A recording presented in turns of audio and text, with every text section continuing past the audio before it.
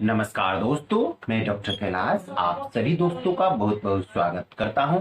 दोस्तों, आज मैं आपको स्प्लीनोमेगाली के बारे में बताऊंगा।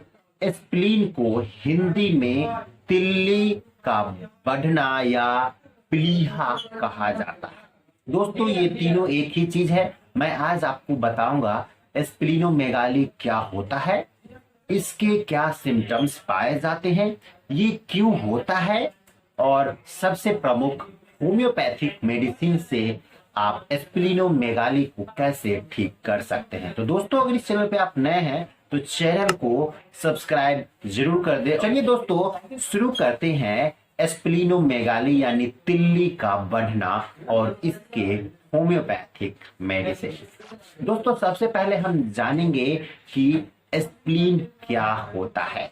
दोस्तों, स्प्लीन हमारे बॉडी का एक ऑर्गन है। आपके बॉडी के बाएं साइड में, लेफ्ट साइड में होता है।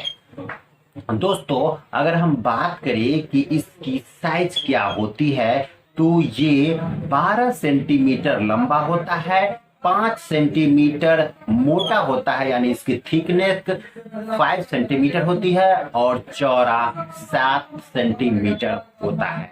दोस्तों, ये एक नॉर्मल साइज है। अगर इस साइज से ये बढ़ जाता है किसी भी कारणवश तो इसी को स्प्लीनोमेगाली कहा जाता है। अब हम थोड़ी सी जानकारी और कर लेते हैं कि स्प्लीन का क्या काम होता है। दोस्तों, स्प्लीन हमारे बॉडी में एक लिम्फेटिक सिस्टम का एक हिस्सा है। ये हमारे बॉडी में इम्यून सिस्टम को डेवलप करती है। ये हमारे बॉडी में एंटीबॉडी बनाती है और इसके कार्य की अगर डिटेल्स में अगर हम बात करें तो ये हमारे बॉडी में रेड ब्लड सेल्स को बनाती है, उसको स्टोर करती है और जो भी ब्लड सेल्स है, जो भी रेड ब्लड सेल्स हो या व्हाइट ब्लड सेल्स, इसको ये बनाने के काम में आती है, इसको स्टोर करती है और पुराने ब्लड सेल्स को ये हटा देती है। ये हमारे बॉडी को किसी भी प्रकार की बीमारी, चाहे वो बैक्टीरियल हो, वायरल हो, फंगल हो या पैरासाइटिक हो, इस तरह के इन्फेक्शन से भी हमें बचाती है। और अगर किसी भी प्रकार का आपको ल्यूकेमिया हो गया हो या लिम्फेटिक सिस्टम में भी अगर किसी तरह की प्रॉब्लम होती है तो उसे भी ये कंट्रोल करती है और ये हमारे बॉडी में एक एंटीबॉडी बनाती है। तो ये थे इसके कार्य। अब हम जानते हैं कि स्प्लीनोमेगाली यानी स्प्लीन क्यों बढ़ता है, इसके क्या कारण होते हैं। तो जैसा कि मैंने आपको बताया कि ये सबसे पहले ब्लड सेल्स का निर्माण करती है। दोस्तों, हमारे बॉडी में ब्लड सेल्स का निर्माण स्प्लीन में होता है और दूसरा बोन मैरो में होता है, स्पेशली आरबीसी का निर्माण होता है। दोस्तों, अगर आपके बॉडी में आरबीसी का काउंट कम हो गया है, अगर आपको लगता है कि आप एनेमिक हो गए हैं, खून की कमी हो गई है, तो उस कारण से भी स्प्लीन का साइज बढ़ सकता है। दूसरा, मैंने आपको ये बताया कि ये हमारे बॉडी में एंटीबॉडी बनाती है, इम्यून सिस्टम को डेवलप करती है, आपको हर प्रकार के बैक्टीरिया, वायरल, फंगस से या पैरासाइट से बचाती है। अगर आपको बैक्टीरिया से किसी भी प्रकार का प्रॉब्लम हो गया है, इन केस मैं कुछ बीमारियों का नाम ले रहा हूं, अगर आपको ये बीमारी होती है तो इसके साथ साथ आपको स्प्लीन बढ़ जाते हैं। जैसे कि आपको अगर HIV हो गया है या अगर आपको किसी भी प्रकार का कैंसर सेल्स डेवलप हो रहा है या अगर आपको ल्यूकोमिया हो गया है, लिम्फोमा हो गया है या अगर आपको पैरासाइट के कारण कैलाजार हो गया है या अगर आपको बहुत दिनों से बुखार आ रहा है। इसके अलावे अगर आपको लिवर में प्रॉब्लम हो गई है, सिरोसिस ऑफ लिवर हो गया है, या लिवर एनलार्ज हो गया है, या आपको पैनक्रियाटाइटिस हो गया है यानी पैनक्रियाज में सूजन हो गया है, तो इस सब बीमारी के साथ साथ आपको एस्प्लीन का साइज बढ़ सकता है और ये इसके कारण हो सकते हैं। दोस्तों, अब हम बात करेंगे कि अगर आपको एस्प्लीनोमेगाली हो गई है तो इसके सिम्टम्स क्या क्या नजर आएंगे।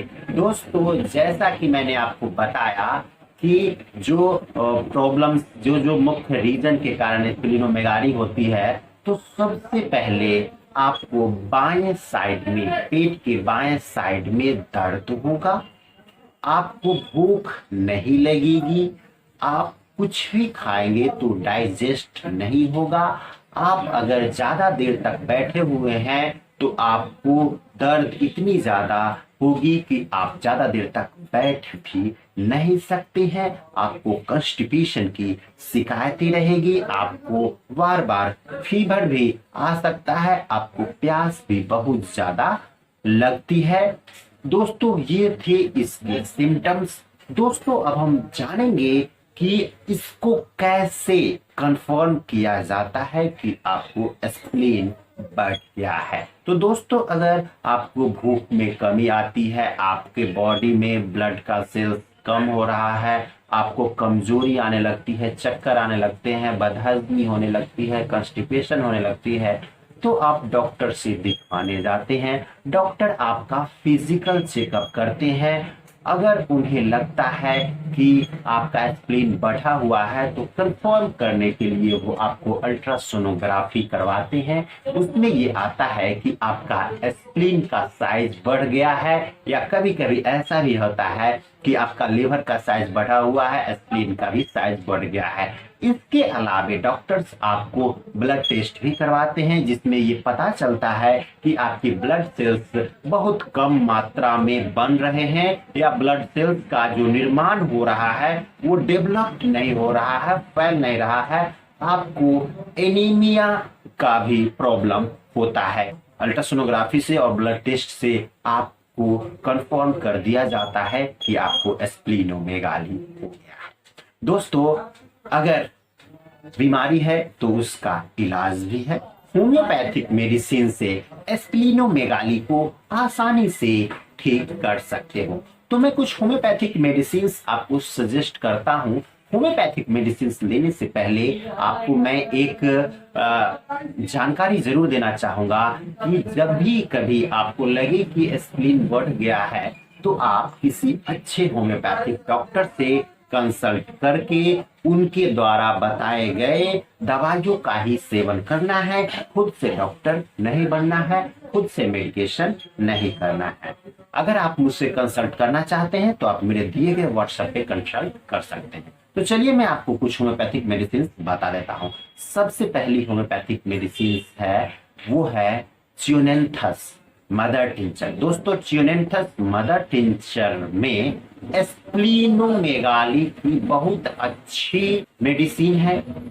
च्यूनेंथस आपको एस्प्लीन का एनलार्ज हो जाना, या एस्प्लीन में सूजन आ जाना, या अगर आपको ब्लड का लॉस है, एनीमिया हो गया है, उसमें भी आपको ये मदद करती है, या अगर आपको लिवर का प्रॉब्लम है उसमें भी ये मदद करती है। तो दोस्तों, च्यूनेंथस को आप मदर टिंचर फॉर्म में 10 बूंद हल्के गुनगुने पानी के साथ दिन में 3 बार आपको लेना है। दूसरी मेडिसिन की अगर हम बात करें तो वो है कार्डुअस। दोस्तों, कार्डुअस उस कंडीशंस में दी जाती है जब आपको चिरोसिस ऑफ लिवर या एनलार्जमेंट ऑफ लिवर, यानी कि लीवर के बढ़ने से अगर आपका एस्प्लीन का साइज बढ़ गया है, उस कंडीशन में को homeopathic medicine carduus marianus mother tincture form में 10 बूंद हल्के गुनगुने पानी के साथ सुबह, दोपहर, शाम आपको लेना है। नेक्स्ट मेडिसिन की हम बात करेंगे। अगर आपको कालाजार हो गया है, उसके कारण आपको एस्प्लीनोमेगाली हो गई है,